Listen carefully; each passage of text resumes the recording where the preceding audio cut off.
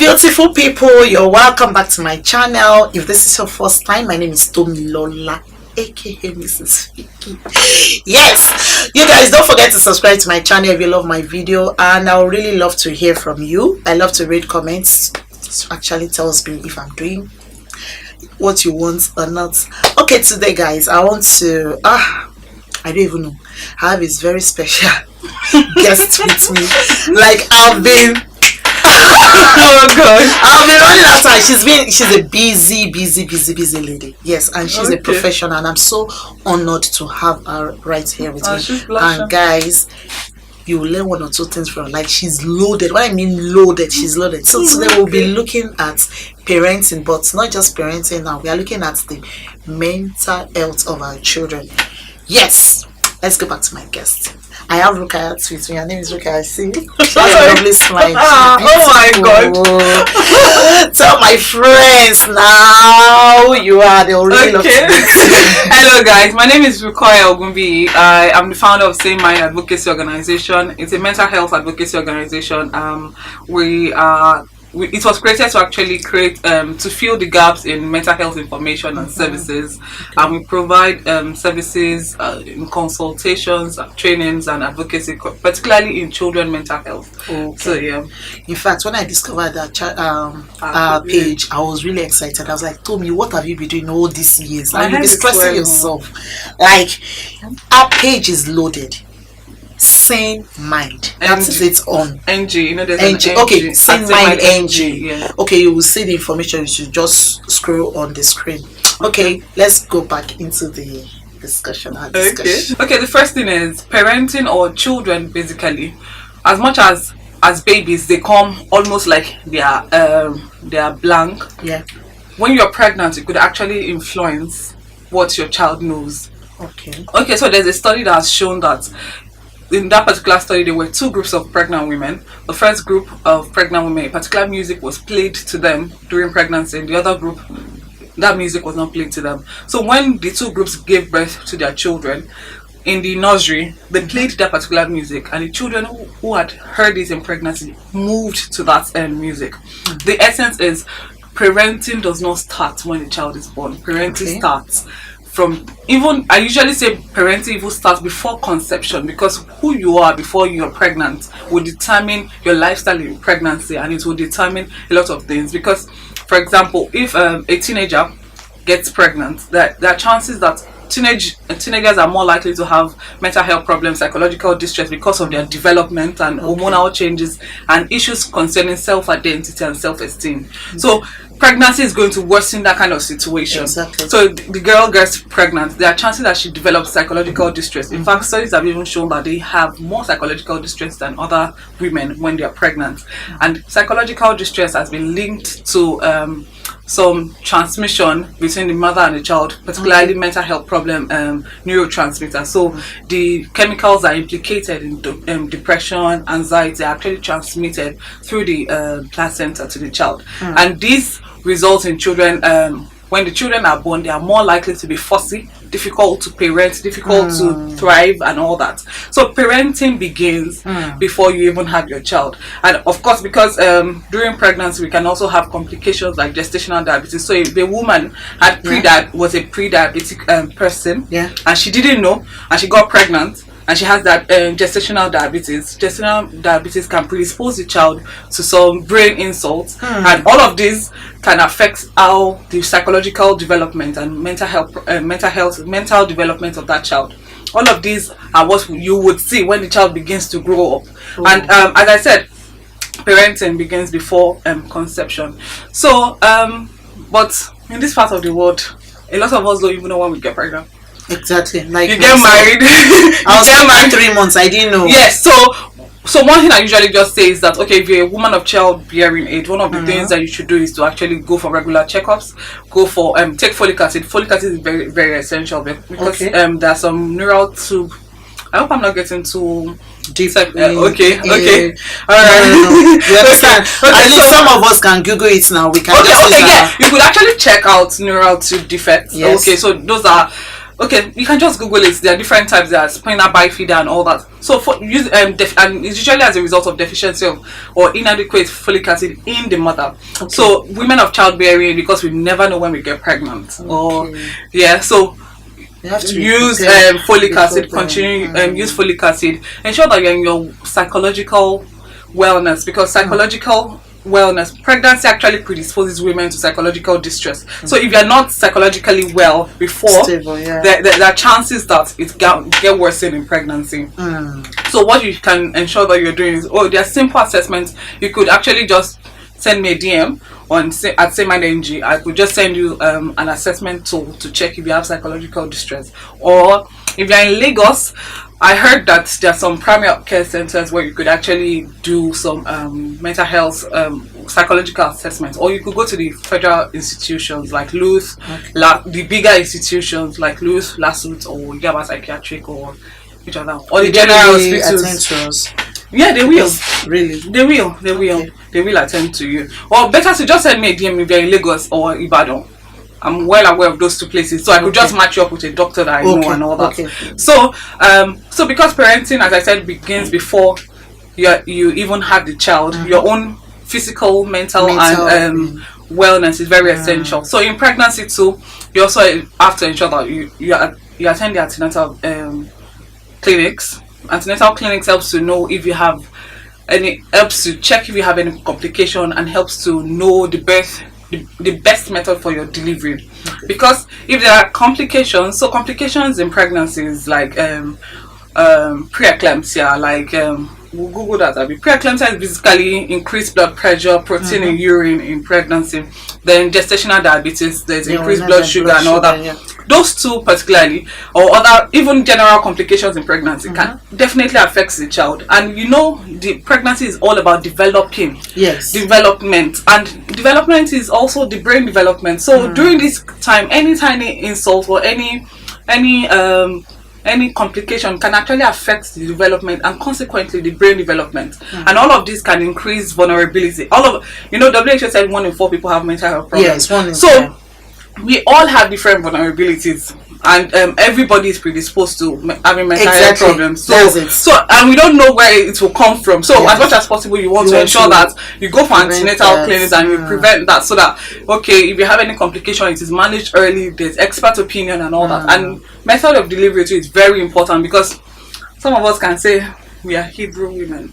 I'm not trying to be I understand, but it's true. But method of delivery also have consequent effect on the child. So if during the antenatal clinics they've found out that the way the child is positioned is best if this child is birthed through a cesarean section, and you are going all out with lag or for B kind of thing, and you decide that you have to birth this child through vagina, there are chances that the duration of labor is long, and this can cause stresses in the child. There's something called birth asphyxia, that when the child is about to be born, the child has gone through so much stress, and the child is not getting did not get oxygen. And oxygen is, even for us as adults, we need oxygen. If a person does not get oxygen, there are brain cells that can die and all that. So for children, it can happen to them like that, and that is also increasing vulnerability to mental health problems. So basically, I've just talked about how our lifestyle can affect our children before they are even born. So now that they are born, we should talk about their development and then their mental health. So when a child is born, based on your interaction with your child during pregnancy, your child most likely will recognize your voice. Remember that study I told you about music? About the music? So if you've consistently talked to your child will recognize your voice. You recognize the voices of people around. Yoruba people have this funny thing that says that you should not go out when a pregnant woman should not go to where there is too much conflict. It's not because maybe the conflict will get to the child, but because areas that causes too much stress, the child also feels it. So the same thing. So if you're interacting with your child daily, your child hears it, and because the brain is developing at that time, you are stimulating the brain. And when children are born all across the world, they have more templates, more nerve templates than adults. How well are you fed? How much attention are you given? How much sleep do you get? So babies generally have more nerve templates than adults, and they are highly dependent on the external stimulation that they get. So in the first 1 month, of course, infants children between 0 to 1, month. they are highly dependent. Oh my god. They are highly dependent and they seek immediate gratification. So they want to eat right now. They want to sleep, they want to sleep right now. Yes. They want to cry, they want your attention, they want it right now. And this is essential for them to be able to get all they need for development. Someone that cannot talk, someone that cannot express themselves, there's no how their needs will be met, except that they consistently cry. So in the first 1 month of the child, in fact by the third day, the child is able to recognize your voice. By I think by that same third day, the child is able to perceive your own smell, and like that. And in 1 month to 2 months, the child already begins to have different cries to different needs. So you as the mother, if somebody says, come and feed this child, no, it's not food. It's not food. He wants me to carry, and he wants to carry them. Just drop them again. Picks the baby. Just exactly. So they begin to have different cries to different needs, and basically physical milestones. People usually know it. So achieve neck control about 3 to 4 months. People know that one. Sit at 6 months and all that. But emotional and psychological milestones, like when your child starts smiling, when your child was able to point at something, when your child was able to turn to a voice or wave, when your child is able to have this strange anxiety thing that Yoruba people say that that person has something, that person is a witch. Yes. He has seen that person wants to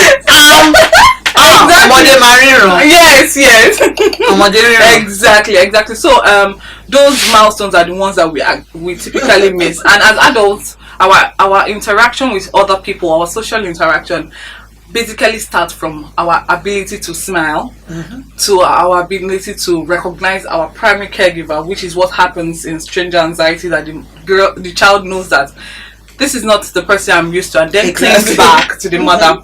So, and or even to the point where the child is able to respond to you when you're playing, the child is giggling back because the child is able to form a social connection. And the defects that we usually see in children with some mental health problems, particularly autism, where social interaction is impeded, is this child allows anybody to carry him at 6 months. No, not necessarily. It's just a sign. It's just like an early sign. This kind of child may not smile back at you when you smile at them, because smiling, initially children actually smile at any time. They are sleeping, they are smiling. They are eating, they are smiling. Nothing is funny. It's just like, it's called intrinsic smile. But by the time they're about 16 weeks, they begin to respond to your own smile. And smile is not just about seeing in my mouth. It's about even my eyes. So if I were to smile, you most likely would see it from the shape of my eyes, the way my eyes will go up like that. So even if children don't see the mouth and they see the eyes, they're able to smile back at you. So that ability to smile back at you is actually also very important. It shows that this child has some degrees of social interaction. And inability of children to be able to achieve that may be an early sign for maybe autism or social, some of the neurodevelopmental disorders. Then by age 6 months, that's when they I'm just going to be picking the major milestones. By age 6 months, that's when they have strange anxiety, when Yoruba people say, what kind of thing, I don't know how to, or something like that. So don't carry the baby, and let the baby get used to your and that's a very a very, how do I say that, a counterproductive advice. Because as I said, children require external stimulation. So the process of cuddling, so when you're breastfeeding your child, rather than breastfeeding and you're pressing your phone, you're actually supposed to be going through. So just as can you hear that? Stop pinging, stop slaying and surfing. Yes, breastfeeding time. No. Concentrate on the baby. Some people are so vain that everything.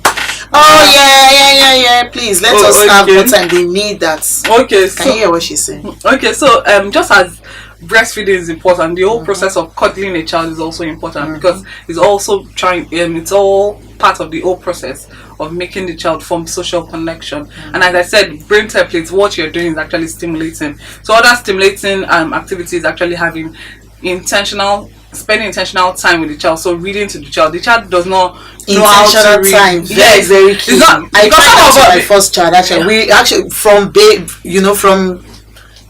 from when she was like 3 months, we started reading to her. Okay. And we just, up to now, she loves to read. At the time, I saw a page on Instagram, and the lady was complaining about how bedtime reading time usually span between 30 to almost 2 hours because they have to read the book over and over and over.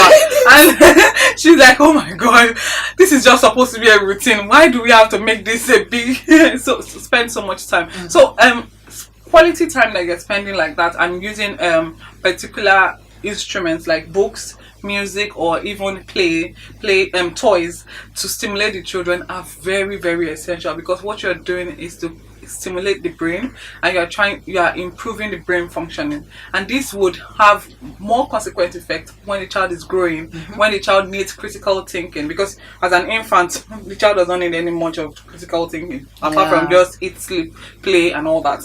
But by age 5, 6 you need that child to be able to think for themselves. You need them to be able to solve some math problems. You need them to be able to respond to questions. And all of these are products of what you have done in the early years of that child. So parenting is not just about, will you sit down there, get away from there. You know how we just turn into correcting bad behavior. But it begins from, as I said, before you even conceive. And okay, let's just assume that, okay, you didn't know all of that. But from the day that child has been born, ensure that you monitor developmental milestones and spend quality, at least I usually recommend 2 hours in divided doses. So 20 minutes when you're bathing the child, 20 minutes when you're feeding. You can divide it like that, and you can have activity as much as possible. Intentionality is very, very important. So I talked about stranger anxiety. Stranger anxiety is when someone that they didn't know, or that is not part of the primary caregivers, the mom, the father, or the nanny, comes and tries to carry the child, and the child clings back to the mother. That particular activity or that particular action shows that this child knows who the caregiver is. This is very important, because if you have been caring for someone for 6 months and the person does not know who you are, it's not a good thing. So stranger anxiety helps to know that this child knows who the mother is, and it actually helps to it's also part of understanding social interaction. So when I walk into a place, someone I'm familiar with, I'm more likely to smile at that person and walk straight up to that person.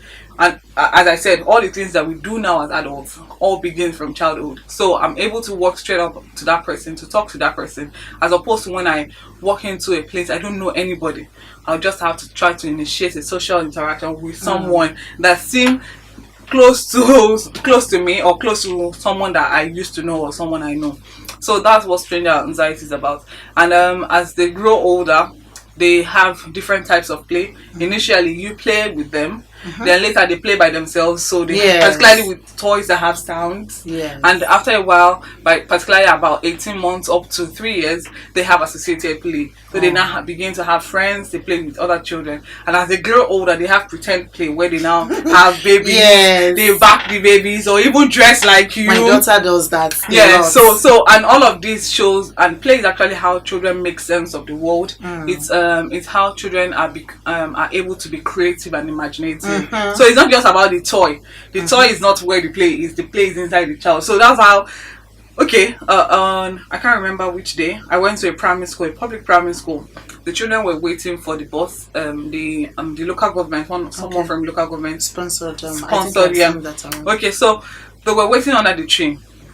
The tree is just a tree, right? And we have about 10 to 5 girls around the tree. 2 of them were sitting opposite each other, and they were using a spoon from the floor to turn the sand within the tree. The tree normally is the tree, sand is the sand, but the imagination of turning that to food, then looking for covers of drinks to put things inside, serving food. You see, that imagination is inside the child. The tree did not say that sit on me. The sand did not say turn me to rice, or the spoon on the floor did not say just turn this thing to food. The play is inside the child. So no matter, you can buy all the toys of the world for a child, if a child is not creative, the child is not able to play with them appropriately. It's the reason you see children seeming like they are riding a stagnant. In fact, the day I saw those things, I was just like, oh my god. It just brought to light all the things I knew. Play is inside the child, not the toy. Okay, guys, I know this is a very long video, but I really love you guys to share with your friends, share with your sisters, share with your brothers, because it's very important. If you are a parent, this is very important. It's very, very important for us to know. We're going to stop here because I know it's a long video. I know I'm still bringing her back. We're going to stop here. I know we're going to continue next week. Okay. On this, we've talked about how preparing for this for childbirth actually affects the parenting style of the parent or of the child. We've talked about the developmental milestone from birth to age 5 now, or age 3. Age 3 now. I think we'll continue from that to like age 10. So I hope you guys enjoyed this video. If you enjoyed this video, I really love to hear from you. Drop your comments, DM me, Mrs. Fiki, Sane Mind NG. Ask her any question you want to ask her. Just tell her from me. She's going to answer you. Seriously, free of charge. And I hope you guys are going to really share this video, because I really want us to reach out to a lot of parents so that they will understand and know all this. Because we just discovered that your child is behaving somehow. You don't know that, oh, there's something that you've done right from birth or right from when the baby was in your tummy that you don't know, and you just resort to church and start saying, Pastor, please pray for this child, or maybe something has gone wrong spiritually. No, you have to work on yourself. So guys, let's make this video. Kindly share this video on Facebook, everywhere. I'll be sharing this video too with my friends. Thank you so much for joining me. If you're seeing this video for the first time, kindly click the subscribe button and follow me on Instagram till I come your way next time. Like I always say, remain real and remember, agreement is agreement. Bye guys.